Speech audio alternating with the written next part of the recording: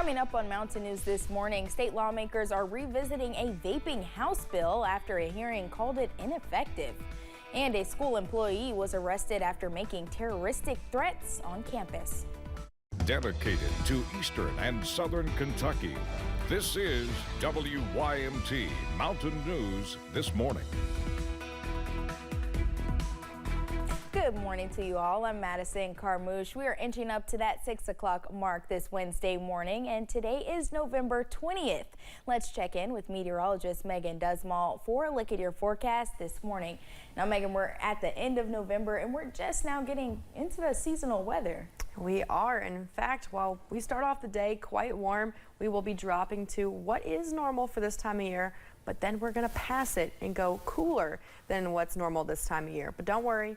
After that cool dip, we will be going right back to where we should be for this time of year. So let's take a look at those current temperatures. Quite warm this morning. I mean, we're looking in the upper 50s for most of the areas, and there's a lot of places that are in that 60-degree mark or above. 63 for Somerset and Monticello, even 60 for Jackson and for Urban. So we'll continue to see the warming up until about that noon hour. There you can see those temperatures aren't moving up by too much, and then we'll see a drop in temperatures as a second wave of rain will come through. But here's the rain this morning, just a little bit of remainder from yesterday's rain, and that'll continue to move through as we're going through the next couple of hours. But let's look at that day planner for today. There you can see those temperatures warming up. Then we see that second wave with the rain on 1 p.m. The winds start picking up 3 p.m. and the temperature drop as you go through the rest of your afternoon.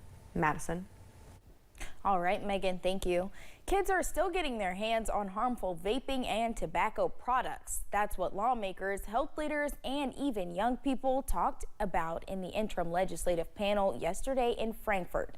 A law was passed last year to address some youth vaping issues, but lawmakers were told they do not go far enough. WYMT's Phil Pendleton has more on what was discussed. Young people came to the state capitol to tell lawmakers that tougher anti-vaping laws are needed. Many of my very talented friends started vaping in middle school and into high school and over time. I not only watched them increase their use, but I watched as their health and athletic performance decline. She says her friends may have lost chances at college scholarships. It is disappointing to see young people, my friends, lose their future to nicotine dependence. Senator Jimmy Higdon says he may file a bill to require licenses at retailers. He says House Bill 11 that dealt with youth vaping doesn't have consequences for the offenders. A good tool to have is have that hanging over your head that if you continue to break the law, you're going to lose your license. The Denton Group represents a number of vaping businesses, and a representative told Kentucky lawmakers today that the effects of House Bill 11 are already negatively impacting some of them. She wants a delay in enforcement of the bill. And to allow time to create regulation which is based on science and help keep small businesses operating in the Commonwealth. I just encourage you to take back to your clients that we probably wouldn't have a problem if they'd quit selling to underage kids. Senator Higdon also says his bill could have consequences for students caught with vapes away from school campuses. In Frankfort, Phil Pendleton, WKYT. The proposed bill could be discussed in the legislative session that is set to begin January 7th. Wolf County School District employee Norman Centers was arrested on school grounds Monday. Police were dispatched to Campton Elementary after reports of an upset person in the building. Police said Centers was upset about an incident that happened during the weekend. Superintendent Kenny Bell says they did put the school on lockdown while police investigated. At no time was any student or staff in danger, but out of an abundance of caution, we secured the building, secured any belongings and vehicles of the person in question. Centers was taken to the Three Forks Regional Jail. He was charged with third-degree terroristic threatening and menacing. EKU's aviation program is soaring to new heights with a groundbreaking ceremony for a $25 million flight training center. State leaders gathered at Central Kentucky Regional Airport to celebrate. Funded by the General Assembly, the facility replaces outdated FEMA trailers previously used by the program. Instructors say the center will offer expanded space for simulators and advanced training. The new facility is expected to be completed by 2027. You know, it won't have to be as cramped. You won't be shoulder to shoulder with your neighbor. You know what I'm saying? Have like way more tables and stuff like that. It'll be awesome. The university says its aviation program has seen a 140% increase in enrollment during the past 3 years. The new facility is expected to be completed by 2027.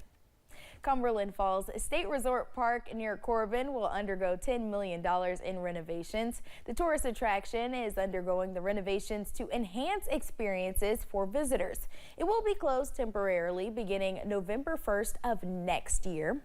Officials say guests can still reserve cabins and other facilities will remain open during the renovation period.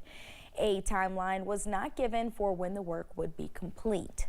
State Park Manager Maggie Mulholland gave a statement regarding the upgrade of the Dew Point Lodge and the Riverview Restaurant. Here is part of it. Quote, "These improvements will not only enhance the comfort and experience of our guests, but also showcase Kentucky's beautiful state parks and recreational offerings.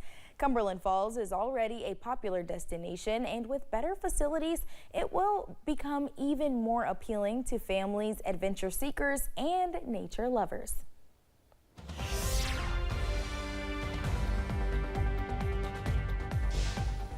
As you're starting this morning, we do have a couple advisories out. First one being this dense fog advisory, and it's going to be on our more northwestern counties, Rowan, Elliott, Morgan, Menifee, and Powell. We do also have a winter weather advisory that will be starting up tomorrow at 7 p.m. That is not for today, so that is some good news. But let's take a look at the wind. Right now it's quite calm, but as we're picking up into our afternoon hours, a second wave of rain will be coming in, making some pretty windy weather and some gusty weather as well. But let's take a look at that satellite and radar. There we can see the rain that was from yesterday that is continuing to push through our area, and we have that second wave that it's on its way, and it'll be here again around that 1 p.m. hour today.